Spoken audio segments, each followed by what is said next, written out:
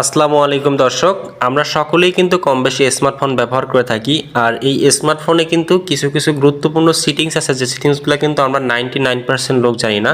কিন্তু আমাদের ফোন ব্যবহারের ক্ষেত্রে এটা খুবই প্রয়োজনীয় এবং আমাদের সকলের উপকৃত কিছু সিটিং থাকে, যে সিটিংগুলো আমাদের সকলেরই জানা প্রয়োজন। তো চলুন দর্শক, আজকের ভিডিওতে আমি কিছু গুরুত্বপূর্ণ আপনাদেরকে সিটিংস দেখাবো, যে সিটিংসগুলো দেখলে আপনি সত্যি অবাক হয়ে যাবেন যে আমাদের ফোনে এরকম সেটিংসগুলো আছে, হয়তো বা আমরা জানতাম না।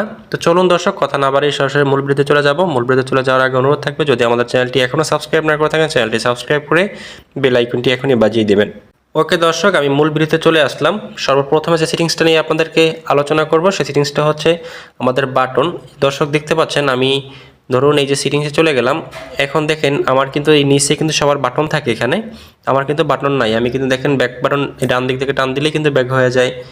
আবার দেখা যায় যদি আমি আপনার অন্য একটা হোয়াটসঅ্যাপে চলে যাই, যে দেখেন আমি এখান থেকে যদি সরাসরি হোম বাটনে চলে যেতে চাই, এখানে কিন্তু কোনো হোম বাটন নাই। এখান থেকে আমি টান দিলেই কিন্তু হোম বাটনে চলে আসতে পারি। তো এই যে দেখেন বাটনটা হাইড করে আমরা কিন্তু এই আপডেট বাটনটা ব্যবহার করি। এটাকে আসলে আমাদের লেটেস্ট ফোন ম্যাক্সিমামগুলোই থাকে, কিন্তু আমরা এটা করতে পারি না। তো এটা কীভাবে করবেন, সেটার জন্য প্রথমে চলে যেতে হবে এখান থেকে সিটিংস। ফোন থেকে সিটিংসে চলে আসার পর একটু নিচে চলে আসবেন, এটা লেখা পাবেন সিস্টেম সিটিংস, এখানে চলে আসবেন।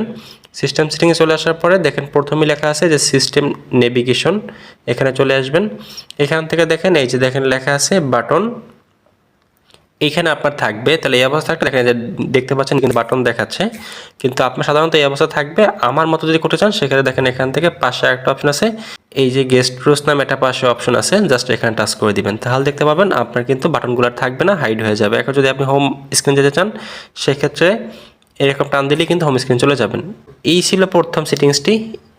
ওকে দর্শক, এবার আমরা চলে যাব নেক্সট স্টেপে।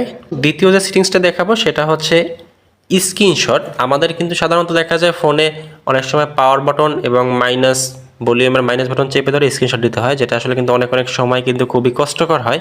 কিন্তু আমাদের ফোনগুলোয় আধুনিক সিস্টেম নিয়ে আসে, দেখেন আপনি 3 আঙ্গুল থেকে ধরে টান দিলে কিন্তু অটোমেটিক আপনার ফোনে একটা স্ক্রিনশট হয়ে যায়, দেখতে পাচ্ছেন। তো এটা করার জন্য দর্শক আমরা চলে যাব আবার আমাদের ফোনের সেটিংসে চলে আসা দর্শক, নিচে চলে আসবেন। এখানে আসার পর দেখতে পাবেন যে আপনার আগের মতো সিস্টেম সেটিংস, এখানে চলে আসবেন। এখানে আসার পর দর্শক একটু নিচে চলে আসবেন, এখানে দেখেন লেখা পাবেন একটা, এই যে গেস্ট রুলস অ্যান্ড মোশন, এখানে চলে আসবেন।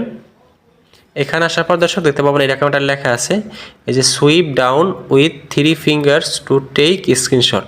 প্রথমে এটা অফ থাকবে, আপনি এটা অন করে দিবেন, যে swipe down with 3 fingers to take screenshot. তাহলে আপনি এখন এটা অন করে দেওয়ার পর 3 আঙ্গুল থেকে টান দেবেন স্ক্রিনে, তাহলে দেখবেন অটোমেটিক কিন্তু স্ক্রিনশট হয়ে যাবে। এরপর থেকে আর পাওয়ার বাটন এবং মাইনাস বাটন ভলিউমের চেপে ধরে স্ক্রিনশট দিতে হবে না।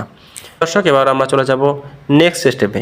এবারে দর্শক যেটা বিষয়টা নিয়ে আমি দেখাবো, আমাদের কিন্তু দেখেন অনেকের ফোনের ফন্টটা কিন্তু আসলে দেখা যায় বিভিন্ন রকম স্টাইলিশ থাকে, অনেকে একটু বাঁকা থাকে, তেরা থাকে, মোটা ফন্ট থাকে। তো এই ফন্ট কিন্তু আসলে আমাদের ফোন থেকে কাস্টমাইজ করা যায় লেটেস্ট ফোনগুলোয়। এটা করার জন্য আমাদের চলে যেতে হবে এখান থেকে সিটিংসে চলে আসার পরে একটু নিচে চলে আসবেন, দেখেন লেখা পাবেন যে পার্সোনালাইজেশন, এখানে চলে আসবেন।